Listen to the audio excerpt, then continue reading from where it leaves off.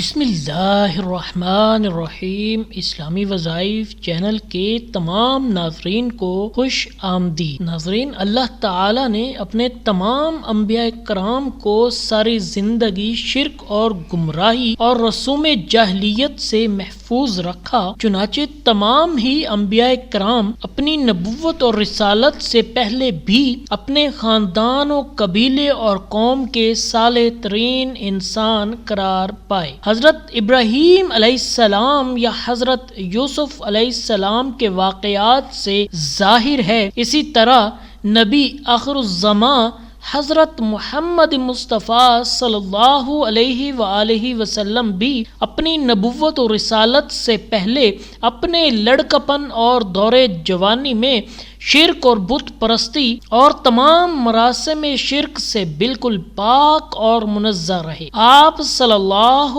علیہ وآلہ وسلم کی نیکی، خوش اتواری، دیانت، ایمانت اور راست بازی کی اس قدر شہرت ہو گئی تھی کہ لوگ آپ صلی اللہ علیہ وآلہ وسلم کو نام لے کر نہیں بلکہ صادق الامین کہہ کر پکارتے تھے۔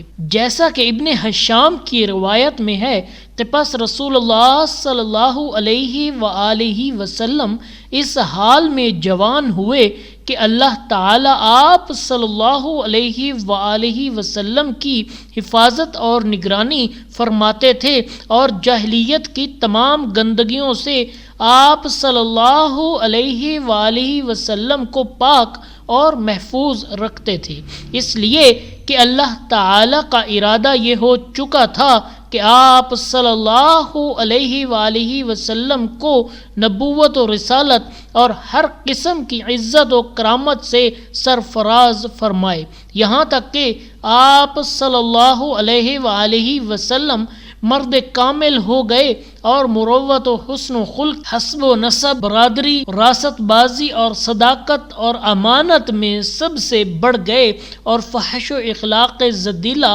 یعنی کہ بری عادات و خصلت سے انتہا درجے دور ہو گئے، یہاں تک کہ آپ صلی اللہ علیہ وآلہ وسلم صادق الامین کے نام سے مشہور ہو گئے۔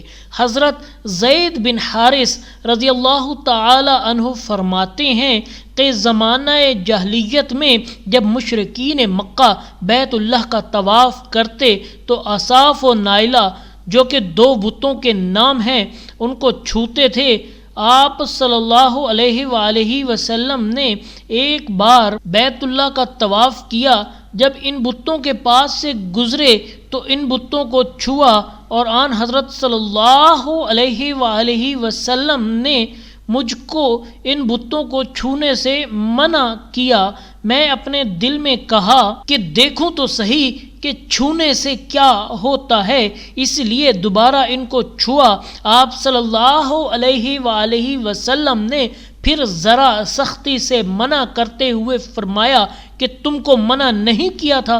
حضرت زید رضی اللہ تعالی عنہ فرماتے ہیں اللہ کی قسم اس کے بعد کبھی کسی بت کو ہاتھ نہیں لگایا۔ حیران کن بات یہ ہے کہ یہ بت انسانوں کے ہاتھوں سے تراشے ہوئے بت نہ تھے بلکہ یہ دونوں بت ایک مرد اور ایک عورت کے تھے جو کہ ایک انتہائی غلیظ گناہ کا شکار ہو کر رہتی دنیا تک عبرت کا نشان بن گئے۔ آئیے دور قدیم کے اس عبرت ناک واقعے پر کچھ روشنی ڈالتے ہیں، لیکن اس سے پہلے آپ سے گزارش ہے کہ چینل کو سبسکرائب کر کے گھنٹی کے نشان کو دبا لیں تاکہ آنے والی تمام ویڈیوز آپ تک پہنچتی رہیں۔ ناظرین کرام، حضرت ابراہیم علیہ السلام کو جب حکم خداوندی ملا کہ مکے کی طرف جاؤ تو آپ اپنے بیٹے حضرت اسماعیل علیہ السلام اور بیوی حضرت ہاجرہ علیہ السلام کو لے کر روانہ ہوئے۔ اس وقت نہ تو یہاں کوئی عمارت تھی اور نہ ہی یہاں کوئی رہتا تھا اور نہ ہی یہاں پر پانی موجود تھا۔ حضرت ابراہیم علیہ السلام اپنے بیٹے اور بیوی کو یہیں چھوڑ کر چلے گئے۔ دوسری مرتبہ جب واپس آئے تو قیام نہ کیا، لیکن جب تیسری مرتبہ آپ واپس تشریف لائے تو اپنے بیٹے اسماعیل علیہ السلام کو ساتھ ملا کر اللہ کے حکم سے اس جگہ بیت اللہ کی تعمیر کی۔ یہی بیت اللہ آج مسلمانوں کا قبلہ ہے کہ جس کی طرف منہ کر کے مسلمان عبادت کرتے ہیں۔ یہ دین اسلام کی مقدس ترین جگہ ہے۔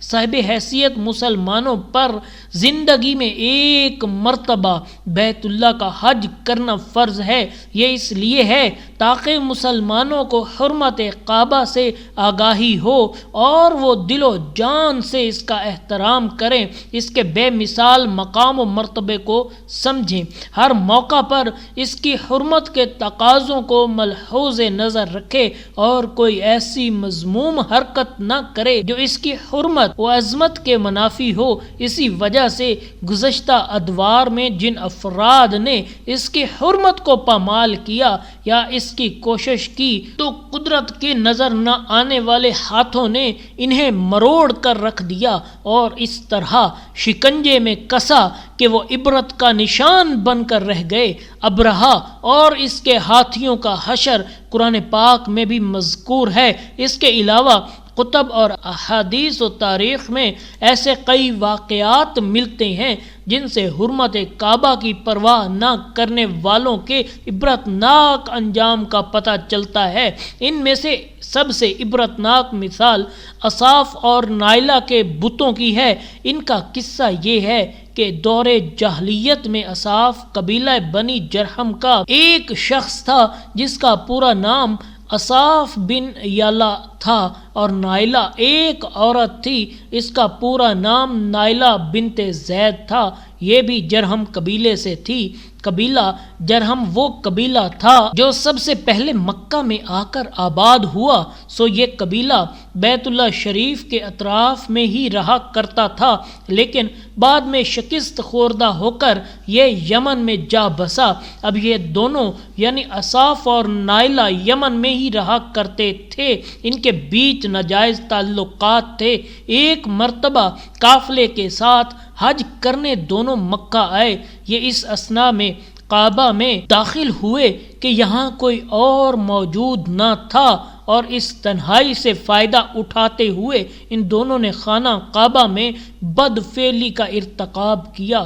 ان دونوں پر اسی وقت اللہ کا عذاب نازل ہوا اور وہ دونوں پتھر کے بن گئے۔ جب دوسرے لوگ خانہ کعبہ میں گئے اور انہیں اس حالت میں پتھر بنے دیکھا تو لوگوں نے انہیں خانہ کعبہ سے اٹھایا اور باہر لا کر رکھ دیا تاکہ آنے جانے والے لوگ ان کے دردناک انجام سے عبرت حاصل کریں۔